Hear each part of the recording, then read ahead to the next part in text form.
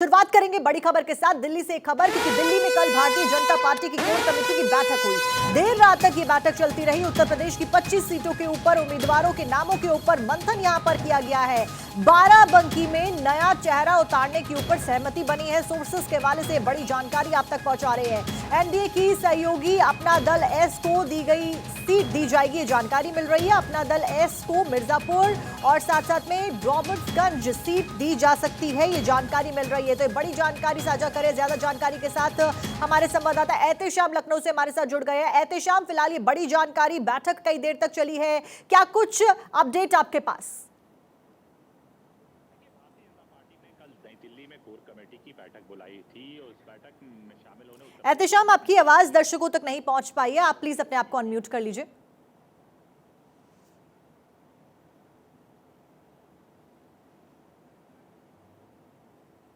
एहतेशाम, एक बार फिर से आप तक हम संपर्क साधने का प्रयास करेंगे। इस बीच कुछ मौजूदा सांसदों के टिकट भी कट सकते हैं, जो जानकारी मिल रही है। और भारतीय जनता पार्टी ने देखिए इस बार लगातार, अगर हम पिछली जो सूची जारी की गई, चाहे वो पहली लिस्ट 195 प्रत्याशियों के नामों के ऐलान की हो, या फिर वो दूसरी सूची 72 नामों के जिसमें प्रत्याशियों के नाम थे उसकी बात हो, उसमें कई सारे जो उम्मीदवार हैं उनके टिकट कटे हैं। और एक बार नए चेहरों के साथ कई जगहों पर बीजेपी सामने आई है, कई जगहों पर जिताऊ उम्मीदवारों को टिकट दिया गया। मेन फोकस है 400 पार किस तरीके से किया जाए, जो नारा दिया जा रहा है उसको सच में तब्दील कैसे किया जाए, एक बार फिर से सत्ता में बरकरार कैसे रहा जाए। और इसी पर फोकस करते हुए बीजेपी एक्शन और इलेक्शन मोड में चल रही है, चाणक्य नीति के साथ में चल रही है। और फिलहाल जो जानकारी मिल रही है उसके अनुसार कल देर रात तक बैठक हुई। जेपी नड्डा इस बैठक में मौजूद रहते हैं, गृह मंत्री अमित शाह इस बैठक में मौजूद रहते हैं और धर्मेंद्र प्रधान भी इस बैठक में मौजूद रहते हैं। और ये बैठक कई घंटों तक देर रात चलती रही। उत्तर प्रदेश, महाराष्ट्र और तमाम राज्यों की सीटों के ऊपर चर्चा यहां पर इस बैठक में की गई है। खास तौर पर मंथन किया गया कि किस प्रत्याशी को कौन सी सीट से उतारा जाए। बाराबंकी से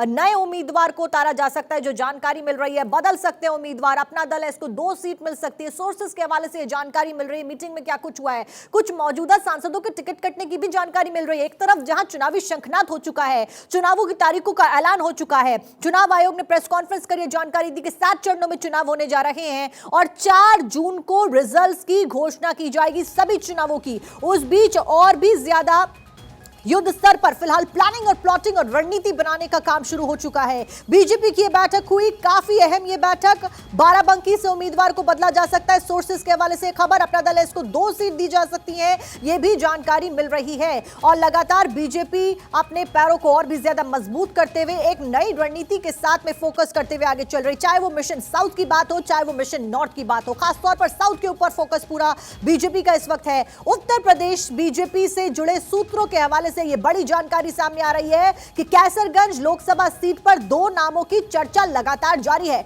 भारतीय जनता पार्टी सांसद ब्रजभूषण सिंह की पत्नी केतकी देवी सिंह और करण भूषण को मैदान में उतारने की तैयारी की जा रही है। और मेरठ सीट पर अभिनेता अरुण गोविल कुमार का नाम चर्चा में बना हुआ। कैंट विधायक अमित अग्रवाल को टिकट देने के ऊपर चर्चा की जा रही है। वहीं गाजियाबाद सीट पर वीके सिंह के साथ में अन्य नामों की चर्चाएं लगातार जारी, जिसमें अनिल अग्रवाल या फिर अनिल जैन के नाम पर चर्चा की जा रही है। एहतेशाम का एक बार मैं रुक करूंगी फिर से। एहतेशाम, आपके पास क्या कुछ अपडेट, क्योंकि फिलहाल लगातार इंतजार किया जा रहा है बीजेपी की अगली सूची का। कई सारी सीटें ऐसी हैं जहां पर नामों का ऐलान अभी तक नहीं हुआ, क्या कुछ अपडेट आपके पास?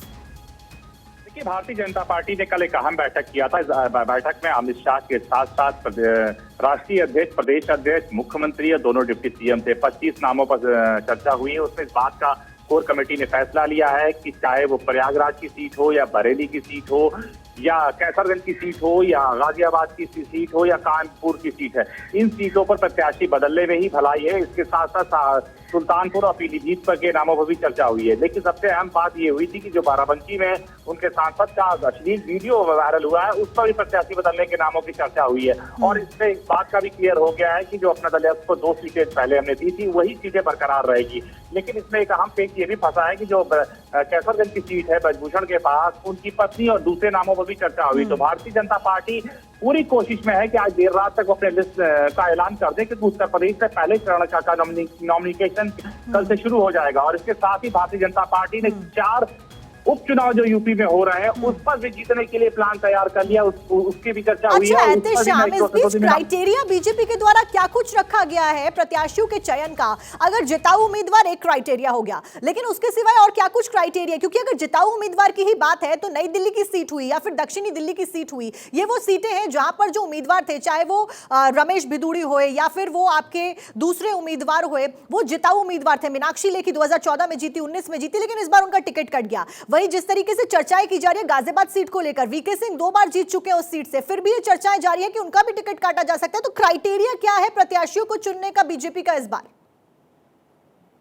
देखिए, बीजेपी ने अपने 3 तरह से सोर्सेस से अपने सर्वेक्षण कराया था। एक पार्टी लेवल पे कराया था, एक अपने संगठन के साथ कराया था, और अपनी एक तीसरी एजेंसी के साथ सोर्सेस से सर्वेक्षण कराया था। इसमें सबसे बड़ी बात है कि जो ग्राउंड लेवल पे है, जो जनता है, जो उनके वोटर्स है, उनकी नाराजगी को भी देखा गया। इसके साथ साथ जातिगत समीकरण पर भी ध्यान दिया गया है। इसके साथ साथ जिताऊ उम्मीदवार के नामों पर भी देखा गया। तो वीके सिंह एक अच्छे उम्मीदवार है और लगातार 2 दफा जीतने में कामयाबी हासिल किया है, लेकिन जो ग्राउंड लेवल का उम्मीदवार है, जो वोटर है, क्योंकि बीजेपी ये जानती है कि इलेक्शन आपकी बहुत गर्मी में जा रहा है, जब तापमान 45 डिग्री होगा, और ऐसे में शहरी वोटर एकदम नहीं निकलेगा। शहरी में अगर हम गाजियाबाद, नोएडा, लखनऊ, वाराणसी की बात करें तो शहरी इलाकों में मुश्किल से 20 से 25% वोटिंग होगी, लेकिन ग्रामीण इलाकों में 50 से 55% वोटिंग होती है। ऐसे में ग्रामीण की नाराजगी वो उसके लिए कहीं भारी में पड़ जाए। तो ऐसे भारतीय जनता पार्टी ने उन सीटों को होल्ड कर लिया था जिस पे नाराजगी थी, उसी को लेकर कल देर रात तक बैठक हुई, और बैठक में इस बात का फैसला हुआ है कुछ सीटों पे हमें अपने प्रत्याशियों के नाम को हटाना होगा और नए प्रत्याशियों के नाम का ऐलान करना होगा, जिससे गाजियाबाद की भी सीट शामिल है, जिससे कैसरगंज की भी सीट शामिल है।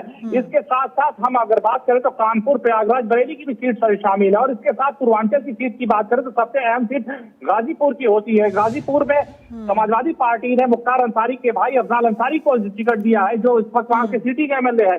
दूसरी सिर्फ मुख्तार अंसारी के बेटे को भी कहीं न कहीं सुप्रीम कोर्ट से राहत मिल गई, वो भी मैदान में आ जाएगा। तो ऐसे में जो जानकारी मिल रही है कि वहां पर भी मजबूत कैंडिडेट उतारने के लिए कोशिश की गई। वहां पे जो मजबूत कैंडिडेट का नाम आ रहा है, वहां लेफ्टिनेंट गवर्नर के बेटे का नाम आ रहा है, वो भी अपने बेटे को टिकट देना चाह रहे हैं। तो इस तरह से कई दिनों पे कई प्रेशर है, जिसको लेकर बीजेपी ने देर रात तक बैठक किया है, और ये उम्मीद जताई जा रही है कि आज देर रात और कल तक उसकी लिस्ट आ जाएगी, क्योंकि उत्तर प्रदेश के पहले चरण में जो पहले फेज के इलेक्शन है उसमें कल से नॉमिनेशन शुरू हो जाएगा, और देश भर में जो इलेक्शन हो रहा है वो 7 चरणों में हो रहा है। लगातार बीजेपी को हर चरणों का ख्याल करना पड़ेगा। तो अगर बीजेपी यूपी में पश्चिम से अगर अपनी लीड लेकर आती बढ़ती रहेगी तो पूर्वांचल उसे कोई दिक्कत का सामना नहीं करना पड़ेगा। इसके साथ भारतीय जनता पार्टी ने दूसरे राज्यों की सीटों पर भी मंथन किया। ठीक है एहतेशाम, जानकारी आपने दी। लगातार चर्चा का दौर जारी है, उस बीच बहुत बहुत शुक्रिया आपका जानकारी देने के लिए। लगातार इस खबर पर नजरें बनी हुई है क्योंकि बीजेपी नए ऐलानों के साथ सामने आ रही है।